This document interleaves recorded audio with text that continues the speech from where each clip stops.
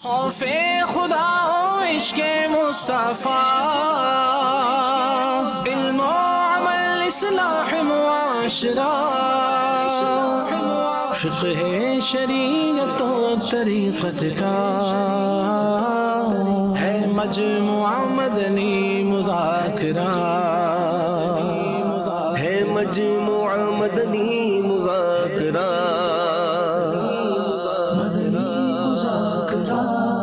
مدنی مذاکرہ۔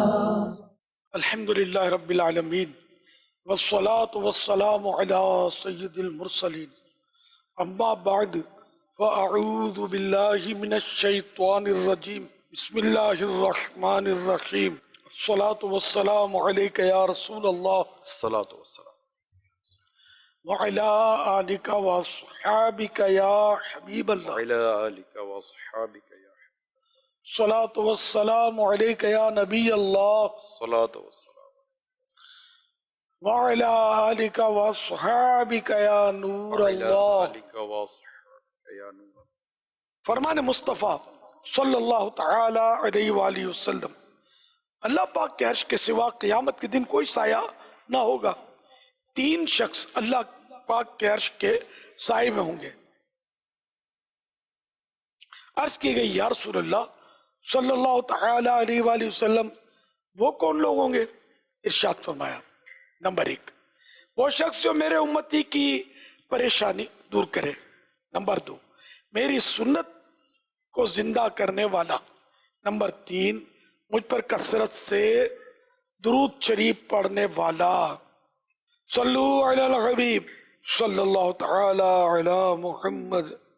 بے عدد اور بے عدد تسلیم، بے شمار اور بے شمار درود، بیٹھتے اٹھتے جاگتے سوتے ہو الہی میرا شعار درود۔ صلو علی الحبیب صلی اللہ تعالی علی محمد۔ اے عاشقان رسول، اس وقت دنیا میں کرونا وائرس کے ذریعے بہت سی اموات ہو رہی ہیں، جبکہ ٹڈی دل کی آفت سے کروڑا کروڑ روپے کی فصلوں کو بھی نقصان پہنچ رہا ہے۔ اس وقت امت آزمائش میں گھری ہوئی ہے۔ اللہ کریم سے ہم دنیا عافیت، آخرت میں عافیت عافیت اور بس عافیت کے طلبگار ہیں،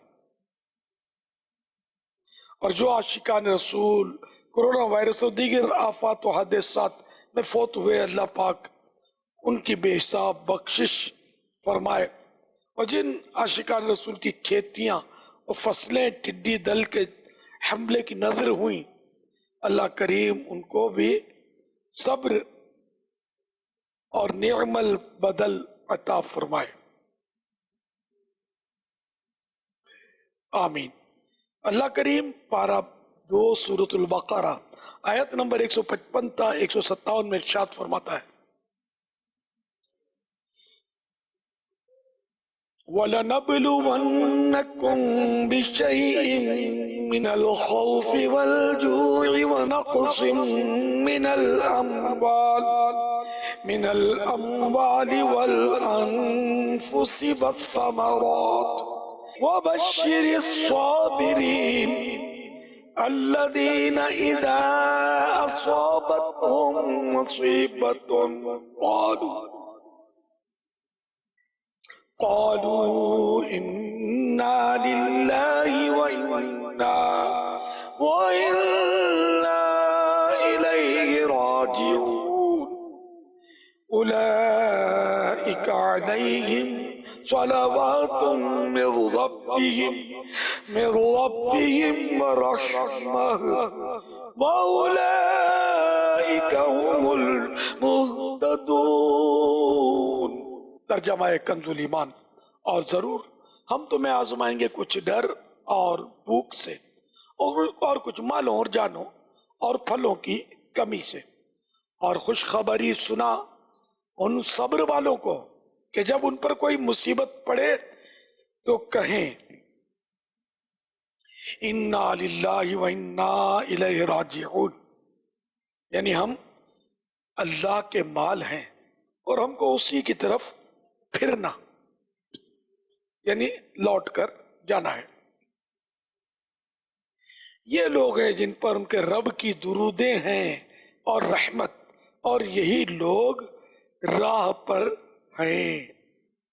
مفسر قرآن حضرت مفتی احمد یار خان علیہ رحمت الحنان تفسیر نغیمی نے فرماتے ہیں کہ اس آیت میں بِشَيْءٍ فرما کر تسکین دے دی کہ گھبراؤ نہیں، تھوڑا سا خوف اور بھوک سے آزمایا جائے گا، مزید جانوں کے نقصان سے، دوست اور قرابت داروں اور رشتہ داروں کا مر جانا یا وبائی امراض میں مبتلا ہو جانا، اور پھلوں کی کمی سے باغات اور کھیتوں پر آسمانی آفتیں آ جانا، جیسا کہ اولے یا ٹڈی وغیرہ کی وجہ سے برباد ہو جانا مراد ہے۔ تو اے پیارے پیارے سائے بھائیو، اللہ پاک سے ڈرنے والے کامل مومن کے لیے ہر معاملے میں فکر آخرت کا پہلو ہوتا ہے۔ ذرا غور فرمائیے کہ جس کسی کی کرونا وائرس یا کسی اور بیماری وغیرہ کے ذریعے وفات کی خبر ہم تک پہنچی، ہمارا بھی تو اسی مرض میں انتقال ہو سکتا تھا۔ جس مسلمان کی کھیتی ٹڈیوں نے تباہ و برباد کر دی، اسی طرح کسی آفت کے ذریعے ہمارے مال کو بھی تو نقصان پہنچ سکتا تھا۔ خوشی ہو یا غمی، آفت آئے یا راحت ملے، ہر حال میں اللہ کریم کی طرف رجوع کرنا چاہیے، اسی کی طرف توجہ اور نظر رکھنی چاہیے۔ مصیبت و آفت میں استغفار کی کثرت اور اپنے گناہوں سے معافی مانگنے، جبکہ عیش و راحت میں شکر الہی بجا لانے کی عادت بن جائے تو کیا بات ہے۔ کسی کی موت کی خبر سن کر اپنی موت کو یاد کرنا چاہیے، اور کسی مسلمان کی تکلیف کا سن کر دل میں ہمدردی اور خیرخواہی کا جذبہ پیدا ہونا چاہیے۔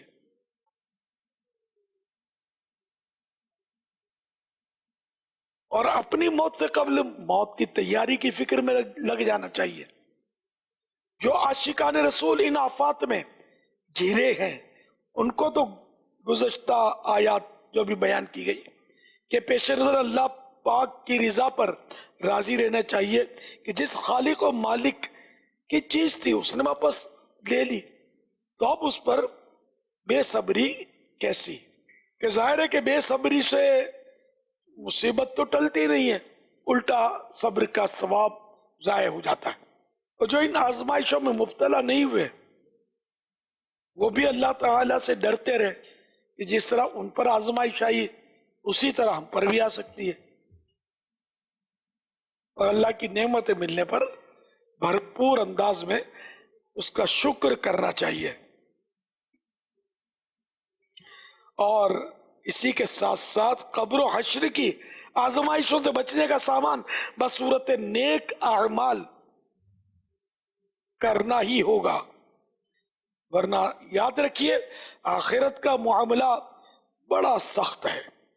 صلو علی الحبیب صلی اللہ تعالی علی محمد۔ صبر کے 5 حروف کی نسبت سے 5 فرامین مصطفیٰ صلی اللہ تعالی علیہ وآلہ وسلم۔ نمبر 1، اللہ پاک جس کے ساتھ بھلائی کا ارادہ فرماتا ہے تو اسے تکلیفوں میں مبتلا کرتا ہے۔ نمبر 2، مسلمان کو جو تکلیف، رنج، ملال اور اذیت و غم پہنچے، یہاں تک کہ اس کے پاؤں میں کوئی کانٹا ہی چبھے، تو اللہ پاک ان کے سبب اللہ پاک ان کے سبب اس کے گناہ مٹا دیتا ہے۔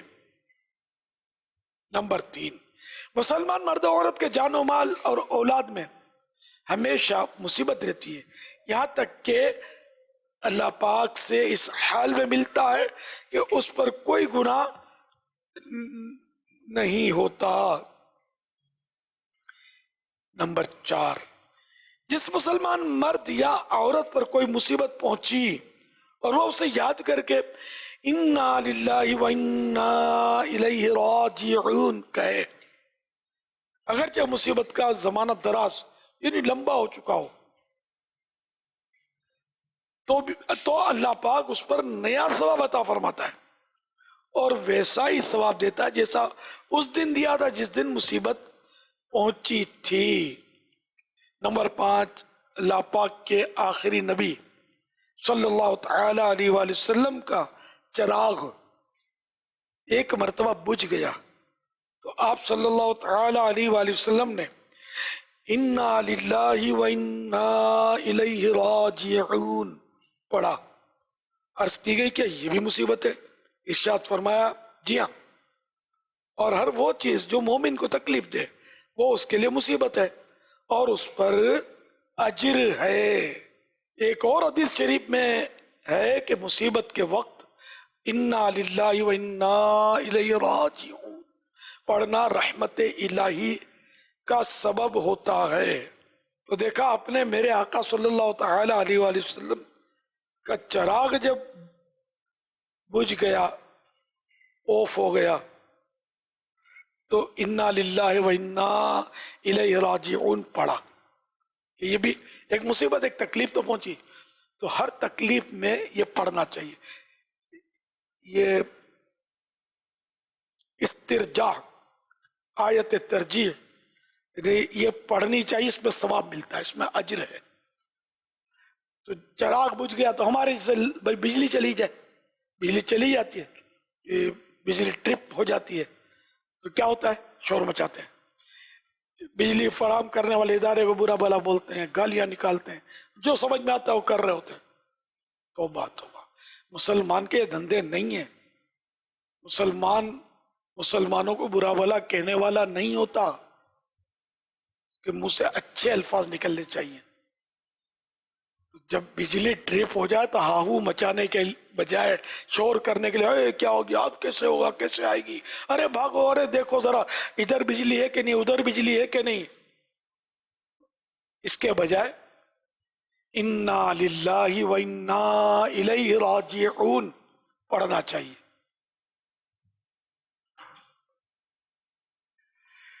اس میں ملے گا ثواب، اور جو انا للہ پڑھنے والا ہوگا، ثواب پر نظر رکھنے والا ہوگا، وہ کبھی بھی مطلب یہ نہیں کہ یہ اڑاؤڑی نہیں کرے گا، ایسے موقع پر شور شرابہ نہیں کرے گا، بلکہ اس کے دل میں اگر دل زندہ ہوا تو ایک گونا خوشی داخل ہوگی کہ یہ بجلی گئی یا فلاں تکلیف آئی تو میں نے اللہ کو یاد کیا، انا للہ پڑھا اور مجھے ثواب ملے گا۔ اور واقعی، اور خود تکلیف پر بھی ثواب ملتا ہے، انا للہ پڑھنے پر تو ثواب ملا، لیکن تکلیف بھی جو ہے وہ بھی اجر دلاتی ہے، مسلمان کو جو تکلیف پہنچتی ہے اس پر اجر ملتا ہے۔ اور انا للہ پڑھنے سے تکلیف کے وقت، مصیبت کے وقت اللہ کی رحمت ملتی ہے، یعنی یہ اللہ کی رحمت کا سبب ہے، تکلیف پر انا للہ پڑھنا۔ تو اللہ کرے دل میں اتر جائے میری بات، ابھی سن کر تو بڑا ذہن بن رہا ہوگا کہ یار ذرا سی تکلیف ہوئی، یہ کرنے کے بجائے ہم انا للہ پڑھتے تو اچھا تھا، ابھی ذہن بنتا ہے۔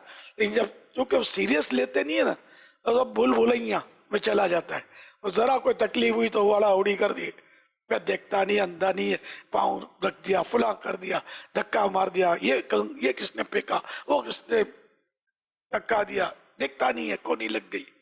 یہ بڑبڑانے کے بجائے اگر انا للہ پڑھے ہوندا، صبر کرے تو اجر ملتا۔ اللہ ہم کرے کہ ایسے موقع پر ہم کو یاد رہے، تو یاد بھی نہیں رہتا، ذہن نہیں ہے نا، اس لیے ہم تو لڑائی کر ڈالتے ذرا تکلیف پہنچی تو۔ ٹریفک جام ہو گیا تو بجائے انا للہ پڑھنے کے صبر کا جام پینے سے وہ اس گاڑی کو چیخ رہے، اس گاڑی کو خواہ کا بھونپوں بجائے جا رہے ہارن اور بجائے جا رہے ہیں اور کان پھاڑ رہے دوسروں کے. نہ آپ کے ہارن بجانے تو گاڑی تھوڑی راستہ ملے گا، جام ہے ٹریفک، اپنے حساب سے ہی راستہ بنے گا. آپ کی گاڑی میں پر تو لگ نہیں جائیں گے کہ اڑ کر یہ راستہ پار کر لے گی. اپنے آپ کو خواہ مصیبت میں ڈال رہے ہیں اور بعض اوقات گناہ کما رہے ہوتے ہیں، گالیاں بک رہے ہوتے ہیں، غیبتیں کر رہے ہوتے ہیں. اللہ توفیق دے کہ ہماری زبان اس کے ذکر سے تر رہے، جب بھی نکلے اچھی بات نکلے، اور جب بھی ہو کوئی مصیبت تو صبر نصیب ہو جائے. کسی شاعر نے بڑی پیاری بات کی ہے، چپ کر سیتا موتی مل سن، صبر کریتا ہیرے، پاگلا وانگو رولا پاوے نا موتی نا ہیرے. مشکل آئی، پریشانی ہوئی، چپ ہو گئے تو موتی ملے گا، اور صبر بھی کریں گے تو اب ہیرا ملے گا، ڈائمنڈ ہیرے ملیں گے. اور اگر بیوقوفوں کی طرح گدھوں کی طرح چیختے رہیں گے، پاگلاں وانگو رولا پاوے، پاگلوں کی طرح پھڈے بنائیں گے اور شور شرابے اور اڑاؤڑی کریں گے، تو پاگلاں وانگو رولا پاوے نہ موتی نہ ہیرے، تو موتی بھی نہیں ملیں گے، ہیرے بھی نہیں ملیں گے. گلا آپ کا پھٹے گا، لوگوں پر آپ کا جو بھی اثر پڑنا ہوگا وہ پڑے گا، نام عمل میں جو کچھ لکھنا ہوگا وہ لکھا جائے گا. اللہ ہم کو عقل سلیم عطا فرمائے. اللہ کرے دل میں اتر جائے میری بات. اے رنج و غم کے مارو، اے دکھیارو اور بیمارو، سنو سنو رضا مولا پر راضی رہنے والا سعادت مند شخص دنیا و آخرت میں بہترین جزا پائے گا، جبکہ مصیبت پر ہو واویلا مچانے سے مصیبت تو واقعی جاتی بھی نہیں ہے، ثواب ہی چلا جاتا ہے. جبکہ بے صبری پائی گئی، صبر کا ثواب چلا جاتا ہے. لہذا بس اللہ کی رضا پر راضی رہنا چاہیے. رضا مولا از ہما اولا، یعنی اللہ پاک کی رضا پر ہر حال میں راضی رہنا، یہ سب سے بہتر ہے. اللہ کرے ہم کو نفس راضیہ نصیب ہو جائے. ہاں یہ بھی ایک نفس کی قسم ہے، نفس راضیہ. نفس جو ہے نا وہ بس اللہ کی مرضی پر راضی رہے. جو اب ہم راضی تو ہوتے ہیں، اتنا مال ملے نا، اللہ کا بڑا کرم ہے، اللہ کا بڑا کرم ہے، بڑے راضی ہیں. تو یہ تو نفس راضیہ کی کب پہچان ہوگی؟ جب نقصان ہو جائے گا نا، دبڑ کا ہو جائے گا، کاروبار کا کنڈا ہو جائے گا، تب پتا چلے گا کیا اب راضی ہے یا خار بازی ہے، اب شور ہے، بے صبری ہے. تو اگر ملا تب بھی راضی، گیا تب بھی راضی، تو ہے نفس راضیہ.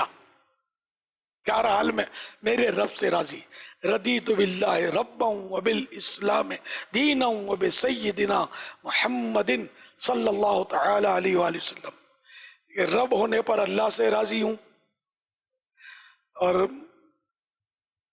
اسلام کے دین ہونے پر راضی ہوں، اور محمد صلی اللہ تعالی علیہ وآلہ وسلم کے نبی ہونے پر راضی ہوں. تو راضی جو ہے نا وہ ہر صورت میں راضی. پھر سیدنا ابراہیم خلیل اللہ علیہ نبینا علیہ الصلوۃ والسلام کو آگ میں ڈالا جا رہا تھا، جبریل امین نے حاضر ہو کر عرض کی کوئی حکم، آپ نے منع فرما دیا نا. جانتا ہے وہ رب جلیل آگ میں پڑتا ہے اب اس کا خلیل، کہ میرا رب جانتا ہے کہ میرے ساتھ کیا ہو رہا ہے، اس کا خلیل آگ میں ڈالا جا رہا ہے. لیکن جو میں رب کی رضا پر راضی ہوں، آپ سے حاجت نہیں ہے. اب یہ تو خیر رضا کا بہت اعلیٰ درجہ اور توکل کی بہترین مثال ہے یہ. تو ایسی تو خیر کیفیت ہماری کب ہوگی، کیسے ہوگی، تو بہت مشکل ہے. تاہم یعنی کہ اللہ پر بھروسہ رکھے بندہ راضی رہے، مصیبت آئے تو صبر کرے، کڑ نہ کرے، راضی رہے، تو پھر نفس راضیہ کی ہو سکتا ہے اس کو بھی سعادت مل جائے۔ صلو علی الحبیب صلی اللہ تعالی علی محمد۔ مصائب میں کبھی حرف شکایت لب پہ مت لانا، وہ کر کے مبتلا بندوں کو اپنے آزماتا ہے، وہ کر کے مبتلا بندوں کو اپنے آزماتا ہے۔ صلو علی الحبیب صلی اللہ تعالی علی محمد۔ اللہ کریم کی طرف سے فرعون کی قوم پر مختلف عذابات آئے، ان میں سے ایک عذاب ٹڈیوں کا بھی تھا۔ چنانچہ قرآن کریم میں پارہ 9 سورۃ الاعراف آیت نمبر 133 میں ہے فَأَرْسَلْنَا عَلَيْهِمُ الطُّوفَانَ وَالْجَرَادَ وَالْقُمَّلَ وَالضَّفَادِعَ وَالدَّمَ آيَاتٍ مُفَصَّلَاتٍ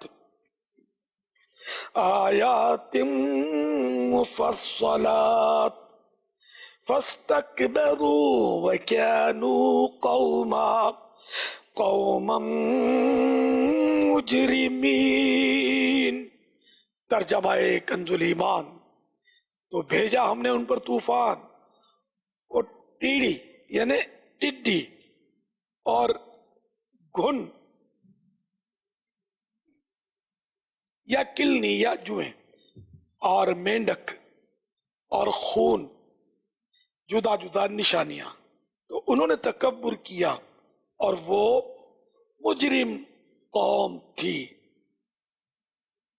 صراط الجنان جلد 3 پیج نمبر 414 پر لکھا ہے اللہ پاک نے فرعونیوں کی سرکشی اور نافرمانی پر ٹڈی بھیجی، وہ کھیتیاں اور پھل، درختوں کے پتے، مکان کے دروازے، چھتیں، تختے، سامان، حتیٰ کہ لوہے کی کیلیں تک کھا گئیں، اور قبطیوں یعنی فرعون کی قوم کے گھروں میں بھر گئیں، لیکن بنی اسرائیل مومنوں کے یہاں نہ گئیں۔ قبطیوں یعنی فرعونیوں نے پریشان ہو کر حضرت سیدنا موسیٰ علیہ السلام سے دعا کی درخواست کی اور ایمان لانے کا وعدہ کیا۔ پھر حضرت موسیٰ علیہ السلام کی دعا سے اس عذاب سے نجات پائی۔ پھر جب کھیتیاں اور پھل جو کچھ باقی رہ گئے تھے انہیں دیکھ کر کہنے لگے یہ ہمیں کافی ہیں، ہم اپنا دین نہیں چھوڑتے، چنانچہ ایمان نہ لائے۔ حضرت سیدنا عبداللہ ابن عباس رضی اللہ تعالی عنہما جن دنوں آپ کی بینائی چلی گئی تھی، آپ نابینا ہو چکے تھے، ان دنوں ایک بار آپ نے حضرت ابن حنفیہ رحمت اللہ علیہ کے ہاں ناشتہ کیا، تابعی بزرگ ہے ابن حنفیہ، تو ان کے ہاں ناشتہ کیا تو دسترخوان پر ایک ٹڈی آ گری۔ تابعی بزرگ حضرت سیدنا اکرمہ رحمت اللہ تعالی علیہ نے اسے پکڑ کر حضرت صحابی ابن صحابی سیدنا عبداللہ بن عباس رضی اللہ تعالی عنہما کی طرف کر دیا، اس ٹڈی کو ان کی طرف بڑھا دیا اور عرض کی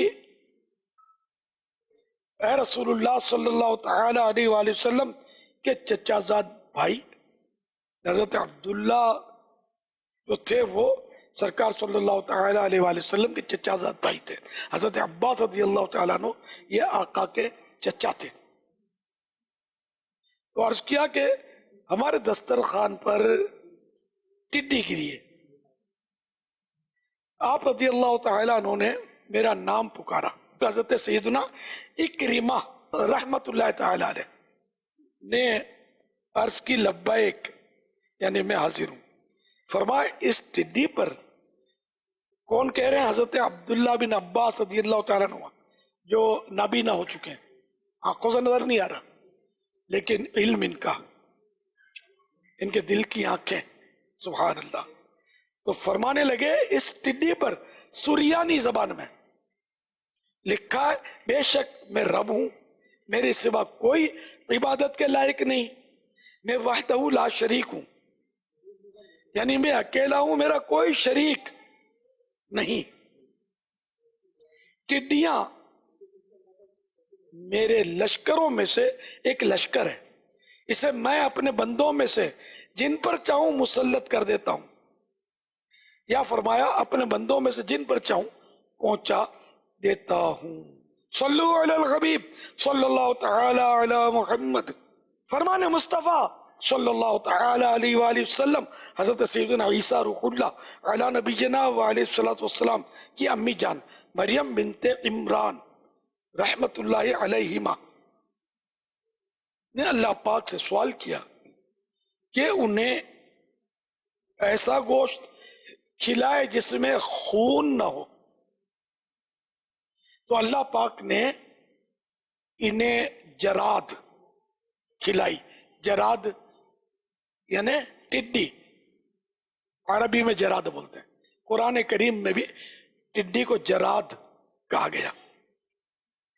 اس پر انہوں نے دعا کی، نے حضرت عیسیٰ علیہ السلام کی امی جان نے دعا کی، اے اللہ پاک اسے بغیر دودھ کے زندہ رکھ اور اسے بغیر آواز کے ایک دوسرے کے پیچھے لگا دے. یہ حقیقت ہے کہ وہ ٹڈی نہ دودھ پیتی ہے نہ آواز نکلتی ہے. اس کی ٹڈی جو لاکھوں ٹڈیاں، کروڑوں اربوں ٹڈیاں ہوتی ہے، کبھی اس کی آواز نہیں سنی اس کے منہ سے آواز نکلتی ہو. میں تو بچپن سے ٹڈیوں کو دیکھتا ہوں نا، بہت چھوٹا تھا جب سے ٹڈیاں، پہلے تو شہر میں آسمان بھر جاتا تھا جس کو بولتے ہیں نا، بالکل وہ بادلوں کی طرح وہ چھا جاتی تھی. کراچی شہر کی بات کرتا ہوں، کھارادر میٹھادر کی بات کرتا ہوں. ایسا ہوا ہے نا؟ ہاں. تو یہ مناظر ہوتے تھے ٹڈی کے. لشکر بہت بڑا لشکر ہے. اپنے کھارادر کی ایک مخصوص گلی ہے کراچی میں، ایک علاقہ ہے کھارادر، مشہور ترین علاقہ ہے. جو کراچی میں رہتے ہیں ان کو شاید کھارادر کا نام انہوں نے سنا ہو. وہاں ایک محلہ ہے، اب تو وہ ہوٹلیں بنی ہوئی ہے، وہ مکر پاڑا کہلاتا ہے. پاڑا مانے محلہ، مکر پاڑا. اور یہ سندھی میں غالباً، سندھی یا کچھی میں اس کو ٹڈی کو مکر بولتے ہیں، تو مکر پاڑو. تو وہاں یعنی کہ یوں کہہ سکتے ہیں کہ 12 مہینے ٹڈیاں نظر آتی ہیں. یعنی میں نے باہر بغیر موسم کے اس علاقے میں ٹڈیاں دیکھی ہیں. اللہ کی شان ہے. مکے مدینے میں ٹڈیاں ہی ٹڈیاں، حرم شریف میں بہت ٹڈیاں ہوتی ہیں. رحمت عالم صلی اللہ تعالی علیہ وآلہ وسلم کی خدمت میں ٹڈی کے متعلق پوچھا گیا تو ارشاد فرمایا اللہ کا بڑا لشکر ہے، میں نہ اسے کھاتا ہوں نہ اسے حرام کرتا ہوں. مفتی احمد یار خان رحمت اللہ علیہ اس حدیث پاک کی شرح میں فرماتے ہیں پرندوں میں سب سے بڑی جماعت ٹڈیوں کی ہے، اور جب خدا تعالی کسی قوم پر غضب کرتا ہے تو اس پر ٹڈی کا عذاب بھیجتا ہے. یہ اس قوم کی کھیتی باڑی، درخت، پھل وغیرہ سب کچھ کھا جاتی ہیں اور اس پر قحط مسلط ہو جاتا ہے. یعنی اس کی روزی میں، رزق میں تنگی آتی ہے. اناج جب کھا جائے گی ٹڈیاں تو تنگی تو آئے گی. تو آج کل تو ٹڈیوں کا ایک ٹڈی دل آیا ہوا ہے اور کروڑ روپے کا اناج اور درخت اور پودے اور تباہ کر دی، کھیتیاں تباہ کر دی. ایک طرف کرونا وائرس نے گلا دبا دیا تھا، دوسری طرف سمجھو کہ یہ بچی کچی لاشیں بھی کھا رہی ہے ٹڈیاں. ہم سب کو گھبرا کر اللہ پاک کے جناب میں توبہ کرنی چاہیے اور نمازوں کی طرف اٹھنا چاہیے، اس کی رحمت کی بھیک مانگنی چاہیے. لیکن کچھ سننے میں آ نہیں رہا کہ نمازیوں کی تعداد بڑھ گئی ہے اور لوگ گھبرائے ہوئے ہیں، روتے ہیں، اللہ کی بارگاہ میں گڑ گڑاتے ہیں، توبہ کرتے ہیں، خیرات صدقات اس وجہ سے بڑھا دیے اور مطلب نیک بن گئے ہیں، اپنے لڑائی جھگڑے ذاتی تھے ایک دوسرے کو معاف کر دیا ہے، الٹے سیدھے کیس کر رکھے تھے واپس کھینچ لیے ہیں، مظلوموں کو قید میں ڈلوایا. ہاں مظلوموں کو پیسے دے کر قید میں بھی ڈلوایا جاتا ہے، کیس کھوٹا جھوٹا کیس کر کے رشوتیں دے کر کیس جیت کر ان سب کو نکلوائیں، ورنہ تو یہ تو کچھ بھی نہیں ہے، اصل سزا تو مرنے کے بعد ہے. مظلوموں کی آہیں لیں گے ہم لوگ تو یہی ہوگا. ظلم چاروں طرف ظلم ہو رہا ہے. پولیس والے بھی غور سے سنیں، ہاں یہ بہت ظلم کرتے ہیں، سب نہیں لیکن ایک تعداد ہے بڑا ظلم کر رہی ہوتی ہے. توبہ استغفر اللہ، ان کو احساس ہی نہیں ہوتا، لیکن بعد اوقات تو جیتے جی پتہ چل جاتا ہے جو حالت ہوتی ہے ان کی. نہیں تو مرنے کے بعد تو بچ کر جانا کس نے، اور جیتے جی بھی رب کی پکڑ آئی تو بچ کر کس نے جانا ہے. کوئی جائے پناہ ہے ہی نہیں کہ جہاں بندہ چھپ سکے رب کی پکڑ سے. تو سب توبہ کریں، اور جن جن پر ظلم کیا ان کو راضی بھی کرنا ہوگا، جن کا چھینا ہے اس کو لوٹانا ہوگا. ہر صورت میں توبہ بھی کرنی ہے، معافیاں بھی مانگنی ہے. جن کو گالیاں دی، جن کو دھمکیاں دی، جن کی جائیداد پر قبضہ کیا، قبضہ گروپ قبضے کر لیتے ہیں پلاٹوں پر. کوئی ٹڈی کچھ بھی نہیں ہے، سانپ بچھو کھائیں گے. مر کے آزما لینا. اللہ کرے کہ ہم مر کر آزمانے کا انتظار نہ کریں، توبہ کر لیں، اپنے رب کو راضی کر لیں. یہ ساری چیزیں جتنی بھی یہ زمین ہے پلاٹ سب چھوڑ دو اللہ کی راہ میں، مطلب انہیں توبہ کر لو، اور جن کا ہے اس کو دے دو. جو جو جو جو جو جو کیا ہے سب توبہ کر لیں، حقوق العباد ادا کر لیں. آپ دیکھو یہ ٹڈی رحمت نہ بن جائے تو مجھے کہنا، اتنی برکت ہوگی اور اتنا پھر سبزہ اور فصلیں ہوگی کہ ہم حیران رہ جائیں گے. اللہ کی رحمت چما چم برسے گی.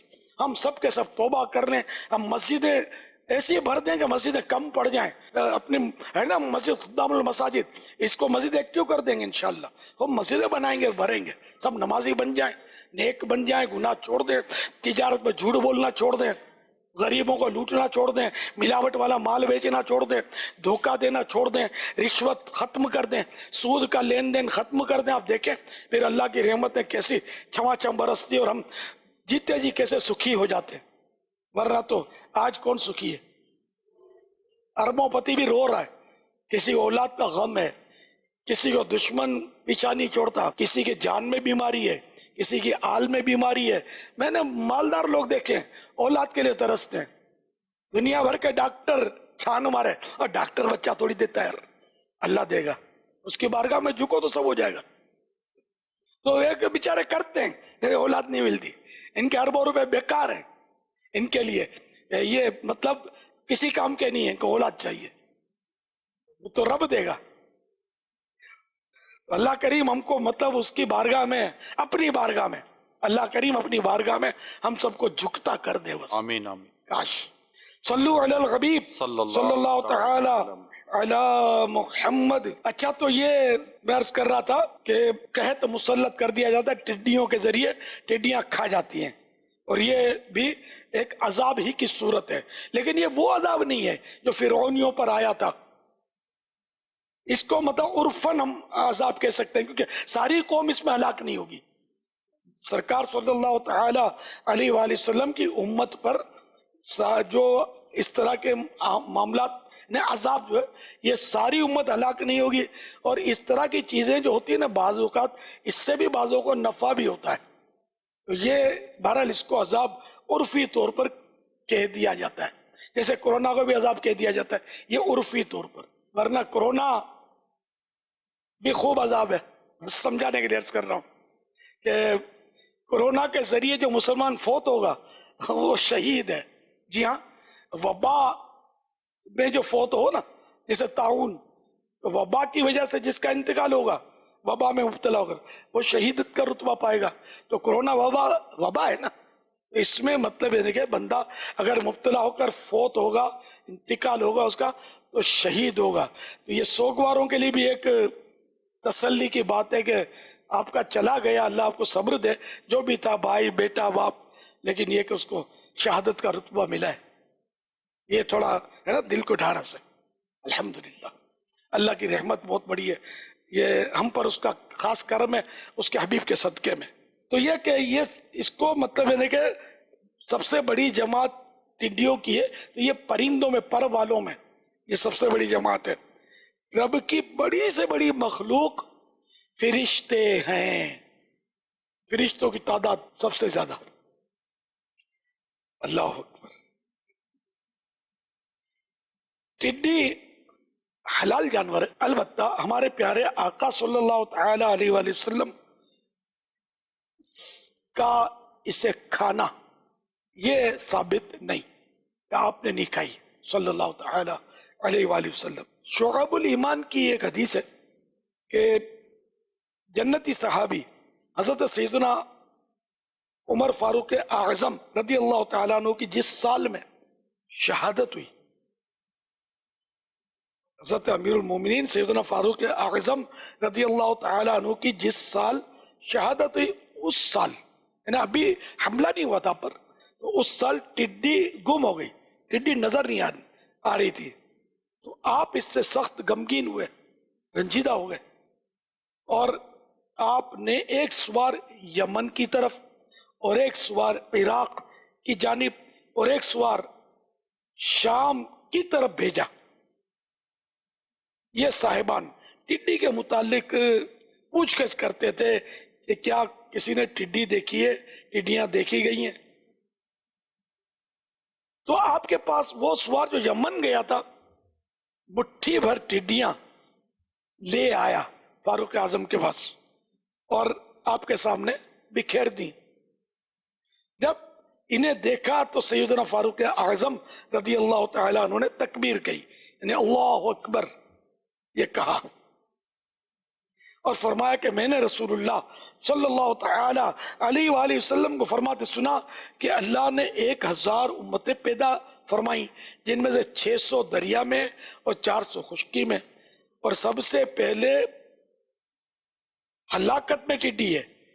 دنیا کی جو مخلوقات دنیا سے جائیں گی تو ان میں سب سے پہلے ٹڈی جو ہے نا یہ بالکل ختم ہو جائے گی، ہلاکت۔ جب ٹڈی ہلاک ہو جائے گی تو دوسری امتیں لگاتار ہلاک ہوں گی، جیسے وہ لڑی کا دھاگا۔ یہ مضمون مرآت المناجی جلد 7 پیج نمبر 275 سے لیا گیا۔ اس کی شرح کرتے ہوئے مزید فرماتے ہیں مفتی صاحب کہ یہ حضرت سیدنا عمر فاروق اعظم رضی اللہ تعالیٰ عنہ کی خوف الہی کی انتہا ہے، ورنہ آپ کو معلوم تھا کہ ابھی مسلمان بلکہ صحابہ کرام رضی اللہ عنہم زندہ ہیں، قرآن کریم باقی ہے، دجال وغیرہ ظاہر نہیں ہوئے، ابھی قیامت کیسی؟ آپ نے ٹڈیوں کو دیکھ کر خوشی سے نعرہ تکبیر بلند فرمایا کہ الحمدللہ ابھی امان ہے۔ معلوم ہوا کہ ٹڈی یمن و برکت والا جانور ہے، ہاں کبھی عذاب الہی بن کر بھی آتا ہے، جیسے پانی برکت والی چیز ہے مگر اس کا سیلاب عذاب ہے۔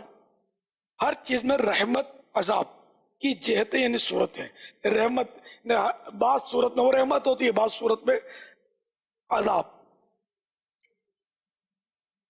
نیز یہ بھی معلوم ہوا کہ خوشی میں نعرہ تکبیر لگانا سنت صحابہ ہے، یعنی اللہ کی بڑائی بولنا، اللہ اکبر، یا جو بھی ایسے کلمات کہنا جس میں اللہ تعالیٰ کی بڑائی ہو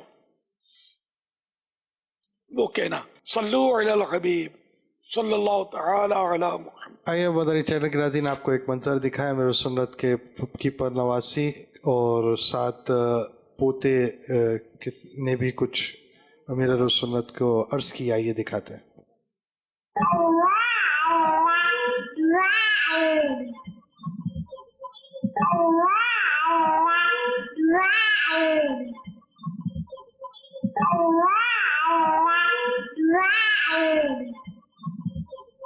میرے پیاری بابا جان الحمدللہ ہم نے سولہ پڑھی اور سلام پورا کر لیا ہے۔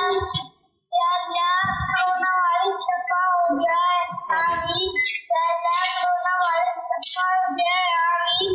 یا اللہ کورونا وائرس دفع ہو جائے، آمین۔ صلو علی الحبیب۔ تعالی علی محمد. ماشاء اللہ ماشاء اللہ. میرا بھائی پرنواسی اور یہ دونوں میرے پوتے تھے, حاجی رضا کے بیٹے تھے. یا سلامو 1.25 لاکھ مرتبہ انہوں نے ختم کر لیا. شروع کیا تھا نا کرونا وائرس, دور ہو اس کے لیے. اور جنہوں نے ابھی تک یا سلامو ختم نہیں کیا یا شروع ہی نہیں کیا تو وہ بھی شروع کر دیں. تھوڑا تھوڑا روز پڑھتے رہیں, 1.25 لاکھ ہو جائے. اور اللہ کرے یا سلاموں کی برکت سے یہ کرونا وائرس دفع ہو جائے. ابھی آپ نے جس طرح فرمایا کہ خوشی میں نعرہ تکبیر جو کہنا ہے یہ صحابہ کرام کا ایک طریقہ آپ نے بیان کیا, تو بعض اوقات کسی حادثے کی خبر سن کر بھی اللہ اکبر یہ زبان سے نکلتا ہے, کہہ دیتے ہیں, تو کیا ایسا کہنا درست ہے؟ تعجب کے موقع پر بھی منہ سے نکلتا ہے اللہ اکبر, تو حرج نہیں ہے اس میں. مگر دونوں کے انداز میں فرق ہوتا ہے, انداز بیان. جی جی یہ بھی ہو سکتا, مگر یہ کہ جیسا عرف, یہ عوام میں اپنے ایسا نہ ہو کہ مطلب لوگ کچھ اور کچھ سمجھے. اچھا نعرہ تکبیر تو مفتی احمد یار خان نے لکھا ہے, تو یہ کہہ رہے کہ یہ انہوں نے لکھا ہے, انہوں نے صحیح لکھا ہے. عوام تو نعرہ تکبیر اس کا نعرہ تکبیر یہ مراد تھوڑی ہے. اس دور میں یہ نعرہ تکبیر یہ تو عربی ترکیب بھی نہیں ہے. یہ تکبیر یہ تو اردو یا فارسی ترکیب ہے. تو انہیں مطلقاً کہنا اللہ اکبر یہ ہے نعرہ تکبیر. عرب میں یہ دیکھا ہے کہ وہ جب بھی نعرہ لگاتے ہیں نا, جیسے اللہ اکبر, تو وہ تکبیر, وہ پھر سامنے والے کہیں گے اللہ اکبر. اچھا یہ کہہ رہے ہیں اب تکبیر. اچھا میں نے سنا نہیں ابھی تک, ہو سکتا ہے کہتے ہوں. میں نے سنا, میں نے ان کی محفلیں تو اٹینڈ کی ہیں. صلو علی الحبیب صلی اللہ تعالی علی محمد. فرمان مصطفیٰ صلی اللہ تعالی علیہ وآلہ وسلم. جس نے لا الہ الا اللہ الحلیم الکریم سبحان اللہ رب السماوات السبع و رب العرش العظیم 3 مرتبہ پڑھا تو گویا اس نے شب قدر حاصل کر لی. لا الہ الا اللہ لا الہ الا اللہ الحلیم الکریم الحلیم الکریم سبحان اللہ سبحان اللہ رب السماوات رب السماوات السبع السبع و رب العرش العظیم ورب العرش العظیم. لا الہ الا اللہ لا الہ الا اللہ الحلیم الکریم الحلیم الکریم سبحان اللہ سبحان اللہ رب السماوات رب السماوات السبع السبع ورب العرش العظیم. ورب العرش العظیم. لا الہ الا اللہ لا الہ الا اللہ الحلیم الکریم الحلیم الکریم سبحان اللہ سبحان اللہ رب السماوات رب السماوات السبع السبع ورب العرش العظیم. ورب العرش العظیم. صلو علی الحبیب صلی اللہ تعالی علی محمد. حضرت سیدنا عبداللہ بن عمرو بن عاص رضی اللہ تعالی عنہما فرماتے ہیں, جو یہ دعا کسی مجلس سے اٹھتے وقت 3 مرتبہ پڑھے تو اس کی خطائیں مٹا دی جاتی ہیں, اور جو مجلس سے خیر و مجلس سے ذکر میں پڑھے تو اس کے لیے خیر یعنی بھلائی پر مہر لگا دی جائے گی. آئیے مل کے پڑھتے ہیں. سبحانک اللہم وبحمدک لا الہ الا انت استغفرک واتوب الیک. سبحانک اللہم وبحمدک لا الہ الا انت استغفرک واتوب الیک. سبحانک اللہم وبحمدک لا الہ الا انت استغفرک واتوب الیک. صلو علی الحبیب صلی اللہ تعالی علی محمد. خوف خدا و عشق مصطفیٰ, علم و عمل اصلاح معاشرہ, فقہ شریعت و طریقت کا ہے مجموعہ مدنی مذاکرہ, ہے مجموعہ مدنی مذاکرہ.